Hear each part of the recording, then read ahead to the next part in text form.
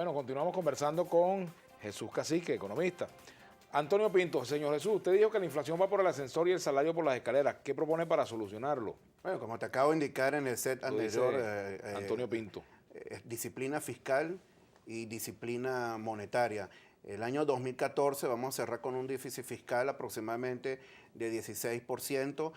Un informe, por cierto, muy interesante la pregunta, el informe de la Asamblea Nacional, Vladimir, hasta agosto se han aprobado 197 créditos adicionales por un monto aproximadamente de 280 millardos, o sea que el presupuesto de la nación monta a 832 millardos, o sea que vamos a doblar este año el presupuesto aprobado del año 2014. Bueno, es imposible, ¿verdad? Que con 197 créditos adicionales, con un presupuesto que ya monta en el orden de 832 millardos de bolívares, podamos controlar y abatir la inflación.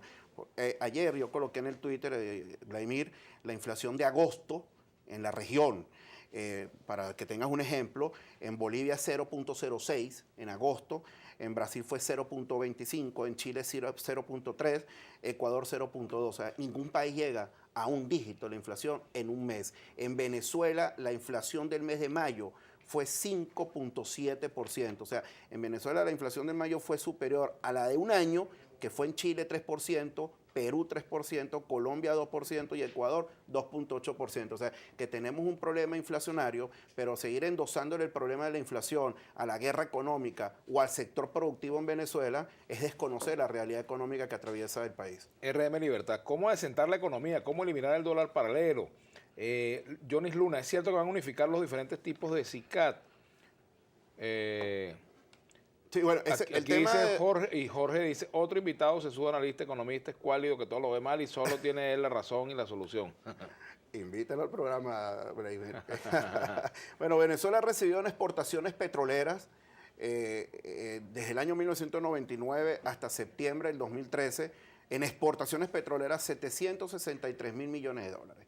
Y un boom petrolero entre el año 2004 y 2008 que el gobierno despilfarró los recursos. En lugar de fomentar la inversión extranjera, en lugar de crear una base económica sustentable a mediano y a largo plazo, bueno, se diluyeron los recursos. El problema en Venezuela es el tipo de cambio, por eso que tú ves que en la frontera, ¿verdad?, está esta extracción, ¿verdad?, y tenemos nosotros decomiso de productos, etcétera, porque sencillamente es un producto donde tú, en un país donde es más económico y en otro es más caro, obviamente que tú vas, ¿verdad?, de alguna forma u otra, vas a buscar algunos mercados, vas a hacer procesos de arbitraje para comprar barato y vender caro.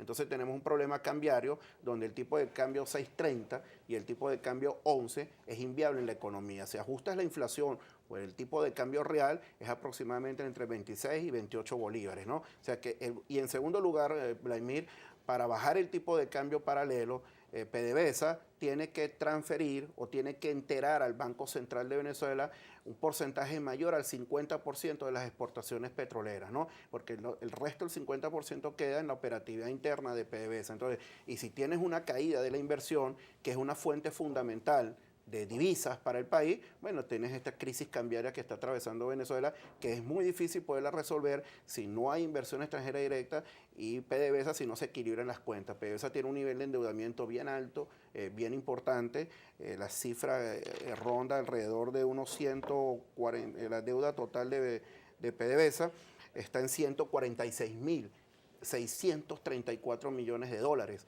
En el año 2011 era 112.525. Ha incrementado 31.000 millones de dólares, ha incrementado la deuda o el pasivo total de PDVSA. Entonces también hay que, ¿verdad?, revisar cómo está funcionando la empresa estatal internamente.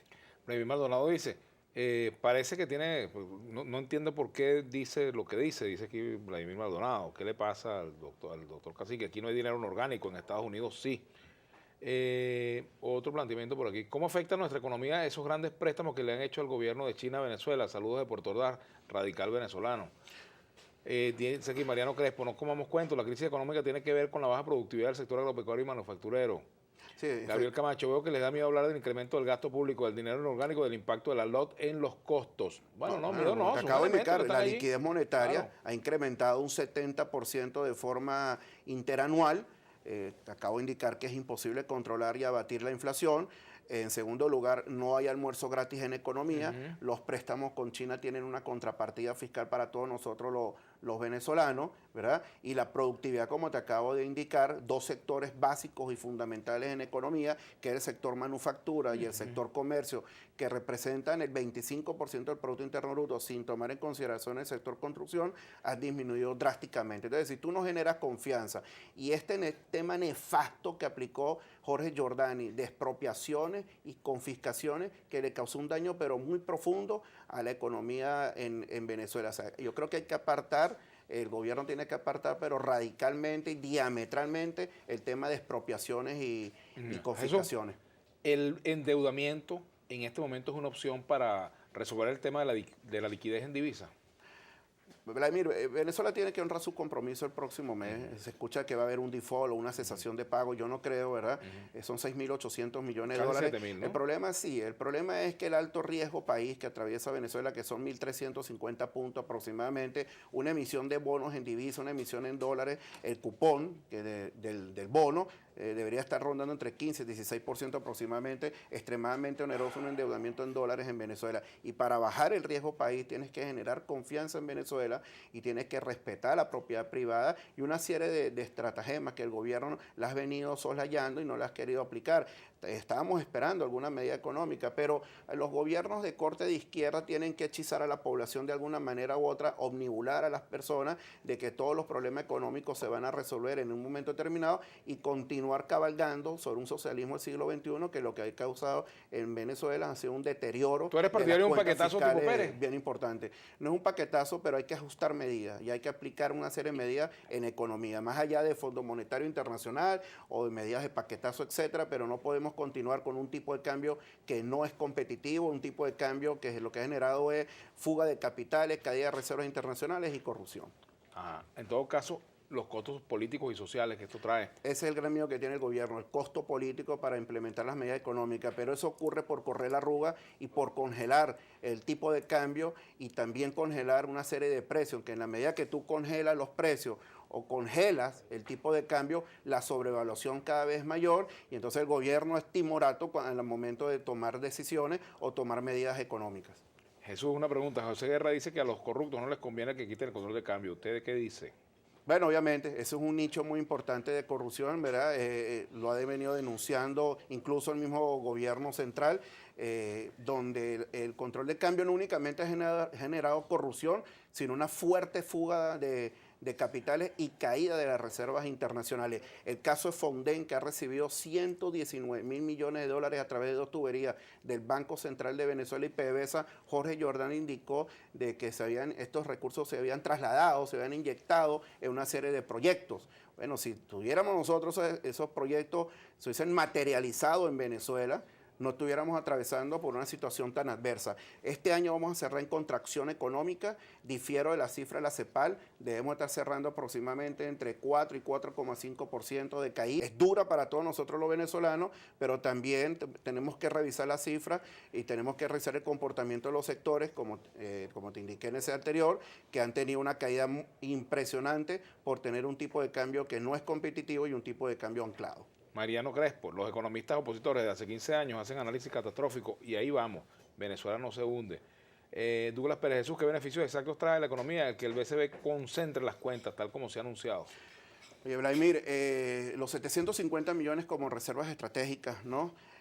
Yo no comparto la idea porque eso demuestra la debilidad de alguna forma u otra del gobierno central. Yo creo que el gobierno tiene que eliminar el Fonden, el fondo chino y crear un solo presupuesto donde haya transparencia en la supervisión, en la fiscalización de los fondos. Desconocemos la aplicación de los recursos del Fondo de Desarrollo Nacional que fue creado en el año 2005, el Fonden.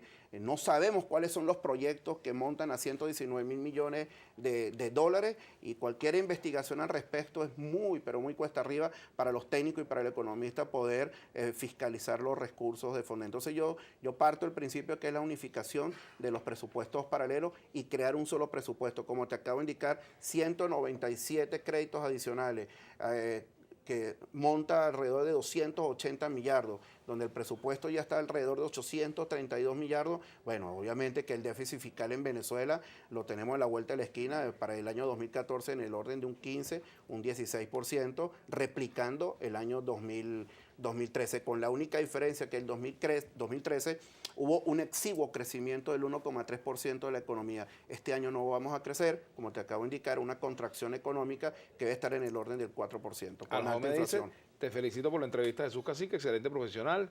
Gabriela Zambrano, menos palabras y más hechos.